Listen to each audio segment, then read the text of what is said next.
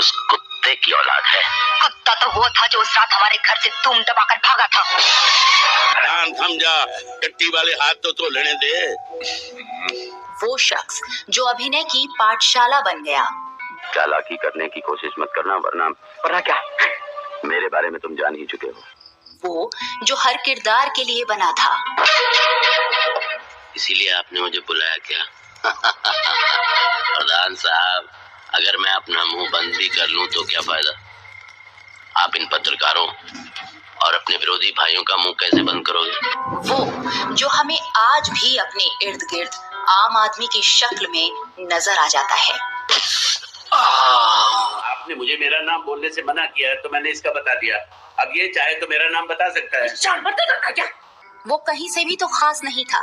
मोटी नाक, खुरदुरा चेहरा और खरखरी आवाज। ऐसे इंसान के लिए भला माया नगरी कैसे मुफीद जगह हो सकती थी। पर जब वो कैमरे के सामने आया तो दुनिया अवाक रह गई। कितने रंग और कितने किस्म के किरदारों का एक कुंभ। देख बाबू, अकेले वो लड़ नहीं पाता। इंडियन सिनेमा के इस रियल हीरो का सफर फिल्मी हीरो की कहानी जैसा ही है।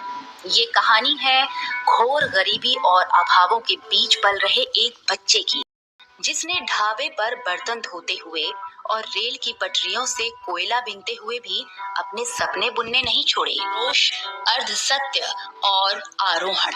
आज परफॉर्मेंस देने वाले अभिनेता थे ओम राजेशपुरी, जिन्हें हम ओमपुरी के नाम से जानते हैं। वो प्रेस करवा दो और 200 किलो बर्फ। हाँ, बर्फ चाहिए। लिटाएंगे सेठ जी को उस पर। नेपाल से उनका भाई आएगा, जब तक पहुंचेगा पूरे मोहल्ले में बदबू फैल जाएगी। इनका जन्म 18 अक्टूबर 1950 को पटियाला के एक पंजाबी परिवार में हुआ था। इनके पिता पहले फौज में थे, पर बाद में उन्होंने रेलवे की नौकरी पकड़ ली। नो अंग्रेजी, मैं नहीं जाऊंगा। हाँ सुन, पहले तू शेख चिल्ली के औलाद, पहले दही जमाना सीख, फिर बच्चे जमाई।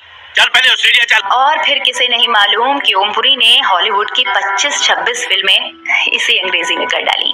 कुछ ऐसा था एनएसडी का उनका अनुभव। ओमपुरी को फिल्मों में पहला ब्रेक 1976 की मराठी फिल्म घासीराम कोतवाल से मिला। 1980 में गोविंद निहलानी की फिल्म आक्रोश में इन्हें लहनिया भीकू का किरदार मिला। सही मायने में यही वो फिल्म थी जिसके बाद ओमपुरी किसी पहचान के मोहताज नहीं रहे। एक गरीब शोषित आदिवासी के किरदार को उन्होंने ऐसे जिया कि मानो अपनी ही कहानी कह रहे हों। आधी से ज्यादा फिल्म में बिना बोले सिर्फ आंखों में तैरती अजीबोगरीब छटपटाहट और कश्मकश, चेहरे पर आक्रोश के माध्यम से ओमपुरी ने अभिनय का एक नया अध्याय रच डाला। गोविंद निहलानी की ये पहली फिल्म थी जो न केवल सुपर डुपर हिट रही, बल्कि 6 फिल्म फेयर अवार्ड भी अपने नाम किए। इस फिल्म के लिए ओमपुरी को बेस्ट सपोर्टिंग एक्टर का फिल्म फेयर पुरस्कार मिला। भगवान ने मुझे सब कुछ दिया, नाम, इज्जत, दौलत, शोहरत। मेरे काम के लिए इससे ज्यादा अच्छी जगह कोई नहीं हो सकती। हमको शैतान बना दी। अब उन्हें बड़ी बड़ी फिल्मों के ऑफर मिलने लगे थे।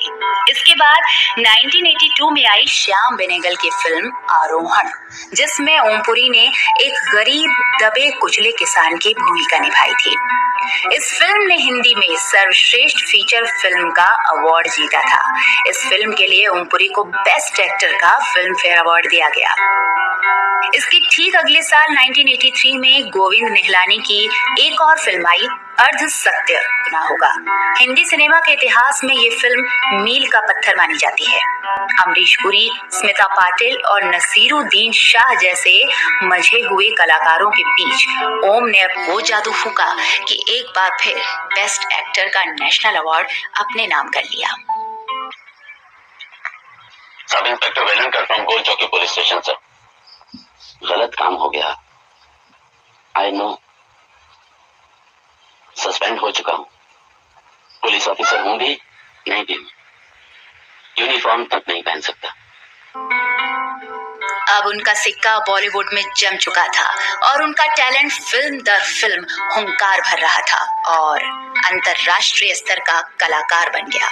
के मुफलिसी के दिनों में नसीरुद्दीन शाह ने ओमपुरी की काफी मदद की थी। ओमपुरी ने अपने करियर में 300 से ज्यादा फिल्मों में काम किया। गंभीर अभिनय के लिए पहचाने जाने वाले इस एक्टर ने पॉजिटिव, नेगेटिव और कॉमेडी किरदारों को एक मजे हुए कलाकार की तरह किया। जाने भी दो यारों, मिर्च मसाला, माचिस, गुप्त, प्यार तो होना ही था, घायल, नरसिम्हा, खूबसूरत, चुप चुप के, चाची 420, माला माल वीकली और हेरा फेरी में लोग इस वर्सेटाइल एक्टर के अलग अलग रूपों को देखकर दीवाने हो गए। होते भी क्यों ना, ये ओमपुरी थे जो कुछ भी कर सकते थे। मैं जनता के दिल में दाखिल होना चाहता हूँ। 90 का दशक आते आते उन्हें अंतर्राष्ट्रीय पहचान मिलने लगी थी। पंजाबी माध्यम से पढ़ा एक ठेठ देसी अंदाज वाला नौजवान, जिसके सर के ऊपर से अंग्रेजी गुजर जाती हो, उसने my son, the city of Joy, ghost and the darkness, fanatic और ईस्ट इज ईस्ट जैसी हॉलीवुड फिल्में करके ये साबित कर दिया कि एक कलाकार के लिए दुनिया बहुत छोटी होती है। ब्रिटिश फिल्म इंडस्ट्री में अपनी सेवा देने के लिए 2004 में order of British Empire award पाने वाले वो पहले भारतीय बने। ओमपुरी की आवाज और डायलॉग डिलीवरी हमेशा से शानदार रही है। द जंगल बुक के हिंदी वर्जन में बघीरा के किरदार में उनकी आवाज की ऐसी तूती बोली कि बॉक्स ऑफिस पर कई रिकॉर्ड ध्वस्त हो गए। उन्होंने टीवी पर दूरदर्शन के कई धारावाहिकों में भी काम करके उन्हें यादगार बना डाला। भारत एक खोज, कक्का जी कहिन, अंतराल, मिस्टर योगी, तमस, आहट और सावधान इंडिया जैसे कार्यक्रमों को उनकी बदौलत खूब प्रशंसा मिली। 1990 में ओमपुरी को हिंदी सिनेमा में उनके योगदान के लिए पद्मश्री सम्मान से नवाजा गया। दमदार अभिनय और क्लासिक आवाज के मालिक ओमपुरी का 6 जनवरी 2017 को दिल का दौरा पड़ने से निधन हो गया था। उनकी मौत की खबर से पूरा फिल्म जगत और दुनिया भर में उनके फैंस सन्न रह गए। कहाँ भाग रहे हैं आप?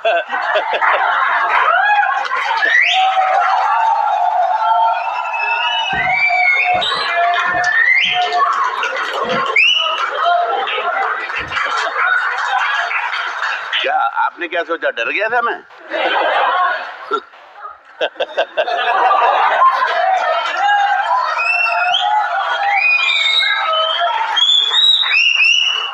मुझे लगता है आप हिम्मत जुटाने गए थे।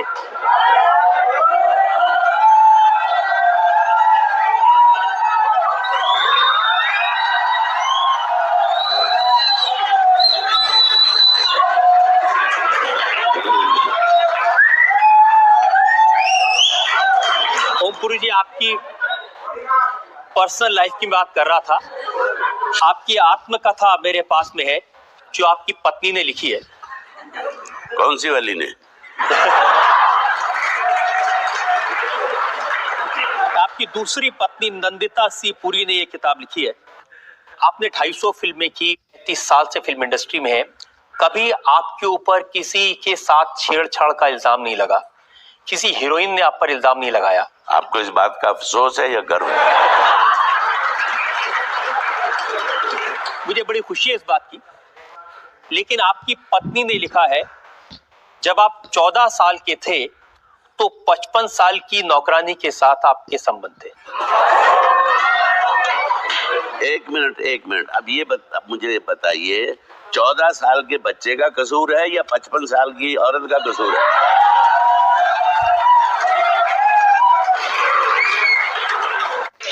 चलिए, दूसरा कसूर उन्होंने लिखा है, जब आप 37-38 साल के थे तो एक कम उम्र की नौकरानी से संबंध थे। लो कम उम्र की मतलब जो 5 साल छोटी है वो कम उम्र की हो गई। कमाल है यार। देखिए, वो एक तो ये कि वो नौकरानी नहीं थी मेरे लिए। मेरे पिताजी 80 साल के थे और उनकी देखभाल वो करती थी। और मेरे 3 भतीजे, मेरे भाई अनपढ़ थे, 8वीं पास थे, और पंजाब में जो टेररिज्म था वो अपनी पीक पे था। और उनको मैं बच्चों को वहां ले आया था। एक 5वीं में था, एक 7वीं में था, एक 9वीं में था। और मैं शूटिंग करने बाहर जाता था। कभी 10 दिन के लिए गए, कभी 15 दिन के लिए गए। तो वो घर की केयर टेकर थी और उससे मेरे ताल्लुकात हुए। मैं शादीशुदा भी नहीं था। शादीशुदा होता फिर आप कहते जी अडल्ट्री। अभी काहे की अडल्ट्री है? आप बताइए, अडल्ट्री है क्या इसमें? वो सब 35 साल के आदमी को कुछ जरूरत नहीं होती क्या?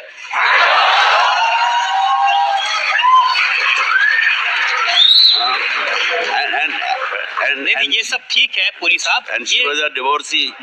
मेरा उसमें कोई आपत्ति नहीं है।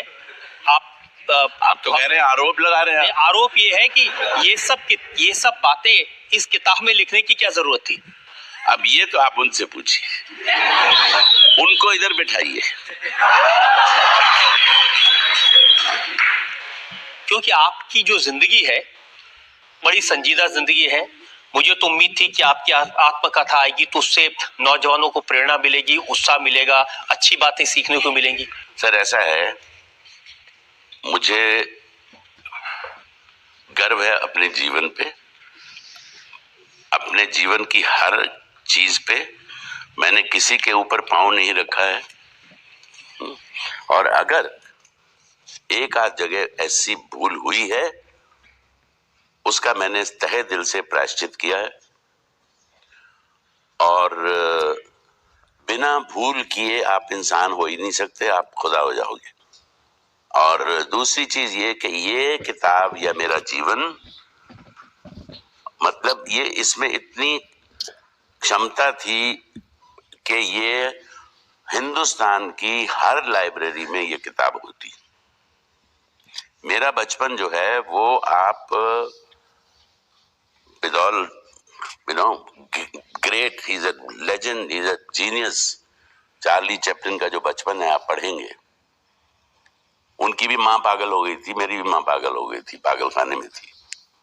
उन्होंने भी गुर्बत देखी थी, हमने भी गुर्बत देखी है। बहुत सारी चीजें मिलती हैं।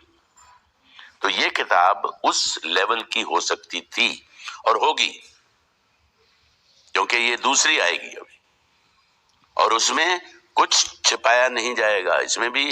लेकिन लिखने के ढंग से कि कितना आप किसी चीज को क्रूड भी कर सकते हैं और उसको आप ग्रेसफुली भी कह सकते हैं। लेकिन ये आप मानते हैं कि आपसे जीवन में कुछ गलतियां हुई और उन गलतियों का आपको प्रायश्चित है? जी बिल्कुल है, बिल्कुल है। जैसे मेरी पहली जो माशूका थी, क्योंकि मैंने इतनी डिले की कि हाँ थोड़ा समय चाहिए करके वो बेचारी इतनी तंग आ गई, then she went and got married।